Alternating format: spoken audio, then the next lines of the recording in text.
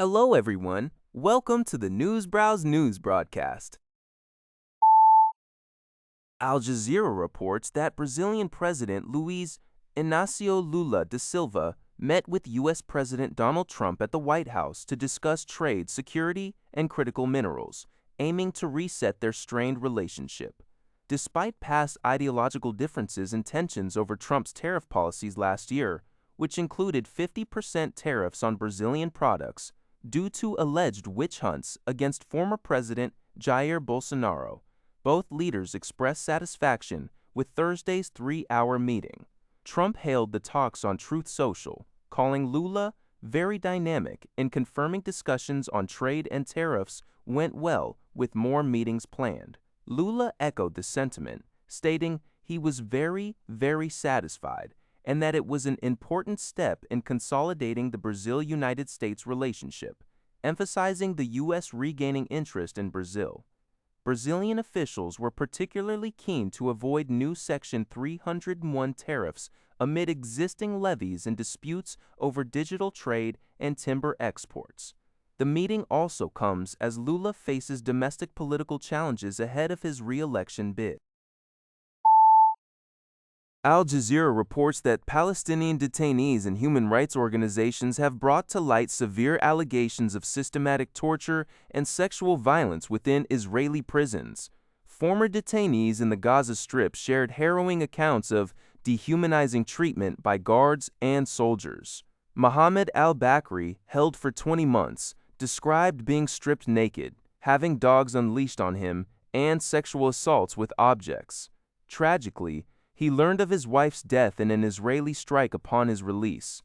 Another detainee, 17-year-old Ahmed, recounted being stripped by female soldiers, restrained, and sexually abused while being filmed.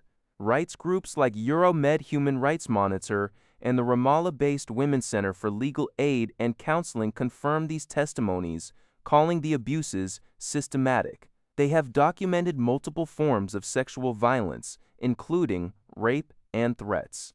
The number of Palestinian prisoners in Israeli facilities has significantly increased to over 9,600, including children and administrative detainees held without charge. According to Dusawan, a Hantavirus outbreak on the Dutch cruise ship Hantavirus has resulted in 8 confirmed cases and 3 deaths. As the ship prepares to dock in Spain, the World Health Organization, WHO, European Union are closely monitoring the situation.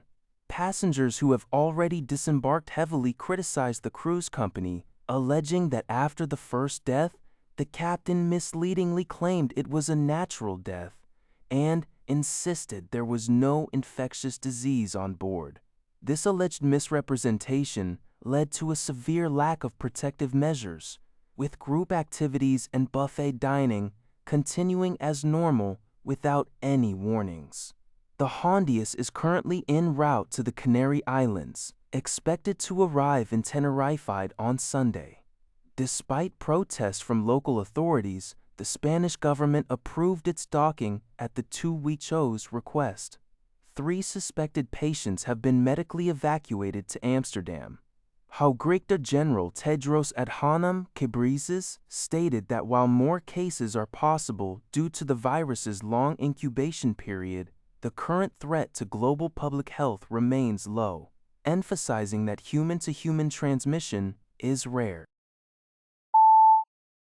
U.S. President Trump announced on May 7th via social media that he would postpone the hike in automotive tariffs on the European Union until July 4th, which marks the 250th anniversary of U.S. independence. Trump expressed frustration, stating that he has patiently waited for the EU side to fulfill the historic trade agreement and that the EU had promised to lower tariffs to 0 in accordance with the agreement. He warned that if the agreement is not fulfilled, tariffs would be raised to significantly higher levels from the previously threatened 15% to 25% hike. European Commission President von der Leyen, in turn, stated on X, formerly Twitter, that both sides remain fully committed to implementation and that they are on track for tariff reductions in early July. This news comes from GG Press. The Epoch Times reports that recent U.S. congressional hearings in both the Senate and House concluded that the Chinese Communist Party's CCP technological advancement is entirely reliant on intellectual property theft. This pervasive pattern of illicit acquisition spans diverse sectors, from computing and artificial intelligence platforms to aerospace technology. Senator Ted Cruz highlighted instances like a French fryer patent theft by a Chinese company and cases where Chinese state-owned enterprises stole chemical trade secrets, forcing U.S. companies like INEOS to face severe financial distress and competitive disadvantages.